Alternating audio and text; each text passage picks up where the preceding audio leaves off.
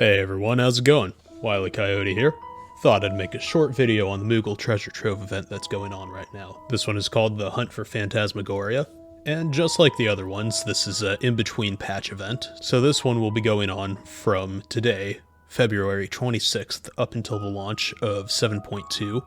And after that, all of the exclusive items will no longer be available in-game. They might show up in another Moogle Tombstone event, but we'll get to that in a little bit. We're breaking from my usual format here. Today is going to be a little bit unscripted, and we're just going to kind of get into what I feel like is the most worthwhile thing to get while talking about how to do the most optimized way of farming. But as a short primer, let's just talk a little bit about what the Moogle Tombstone event is. It's just a little fun thing in between patches that we do where we collect these Moogle tombstones that are really a currency that only apply to this event. And with those tombstones we can get items that are from previous raids or trials, some things that are exclusive and only available in these events, things that used to be on the veteran program that no longer can be gotten that way. Just generally things in the game that are nice to get. It's another way to get certain things, and sometimes they even leave little hints about what's coming up next.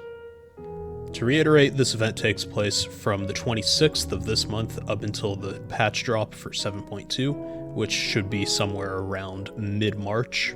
So you might be asking now, how do you participate in it? Really easy thing to do. First off, there's an NPC called the Itinerant Moogle that you'll find in Ul'dah, Gridania, or Limsa Lominsa. And what you do is you walk up to them, you can talk to them, and open the Mogpendium that way, or you can go into your duty list, go into collections, and you'll have your Mogpendium there. From there, you can open it and check out the 4 different sections that they have for the event. The 4 qualifying events they have are standard objectives, weekly objectives, the mini-Mog challenges, and the Ultimog challenges. Now we're going to first focus on those weekly, mini-Mog, and Ultimog challenges, because those are the ones that yield the most tombstones up front. So starting off easy, the Ultimog challenge is one that you can do only one time per event. This time it's getting through level 50 of Heaven on High. I would suggest you do that with friends. You can start somewhere at, I believe, level 30, or you can just start from floor 1 and go all the way up. Honestly, it's some of my favorite content in the game. I would suggest just doing it just for the sake of doing it. And you can do it to level up some jobs that you might want to be playing later on, so you can do more than one thing at a time by doing this. Up next, there are the mini-Mog challenges, which are basically the same thing as a weekly challenge, even though weekly objectives are a different thing from the mini-Mog. Usually the mini-Mog gives more than the weekly.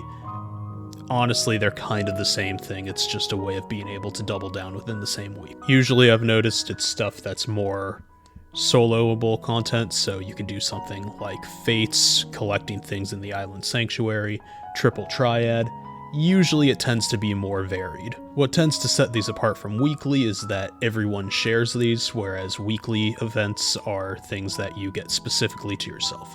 So your weekly objective is always going to be different from your friend's objective, but everyone will always share the same Ultimog and Mini-Mog challenges. Then we have the standard objectives, which you can find inside of the duty log, which will usually have a little Moogle head right next to them. It's pretty easy to find which ones there are. You can also see what is eligible for getting Moogle tomes by looking in the Mogpendium. That thing is going to come up throughout the entirety of the event, so you might as well just get used to it. It's honestly a pretty good thing. It kind of reminds me of the Bomber's Notebook from Majora's Mask. Now, for the important part of what's going on, I'd say it's the prizes. Now, everything in the first 11 slots, I would say, is worth getting. The most important ones to get, though, from those first 11 slots would be the earring, the jacket, the Hades mount, and the Falcon mount. Each one of those items is either incredibly hard to farm or exclusive to the Moogle Tombstone event itself. The earring this event is the 100 tome prize, and it's exclusive to this event. The next highest priced one is the jacket, which actually was from either the first or second Mog Tome event.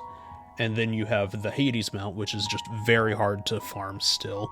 Some of the mechanics kind of are a little difficult, but really the big issue is it's just kind of a lengthy fight. And then you have the Falcon mount, which is from the old veteran rewards that kind of got abandoned as a system. so there's no other way to be able to get it other than during the event. It usually comes back every second MOG event, I've noticed. After that, in the 13th to 16th slots, you have 4 other mounts. 2 of them are Realm Reborn Beast Tribe quest mounts, which are just nice to be able to get quickly instead of having to go through the entire Beast Tribe story. And the other 2 are Stormblood mounts from the Trials, which aren't too hard to get, but it is still a little bit of a grind, and RNG can definitely be a pain for getting them. So it's also nice just to be able to expedite the process with the Mog Tome event. After that, I'd say the best thing to go after is the Wind-Up Sylph, because that's also from a Realm Reborn Beast Tribe quest, specifically the Sylphs, which, like all Realm Reborn Beast Tribes, is kind of a lengthy grind. So if you want that, kind of just easier to get it through the event. Another good thing to go after is the Modern Aesthetics form and function. It gives you a haircut that you can only get from Eureka Pyros, so if you don't want to have to go through that grind or get it from the market board, this is a much more affordable way to get it. And if you like fashion accessories, you can also go for the Pleasant Dot Parasol. There's a lot of other stuff on the list, like a lot of green level dungeon items. I wouldn't suggest going for the armor. They really are not worth the 15 tomes. But after that, there's all of these maps that you can get that are guaranteed portal drops. So if you like to craft, or if you just want to sell things on the market board, I would highly suggest going after those.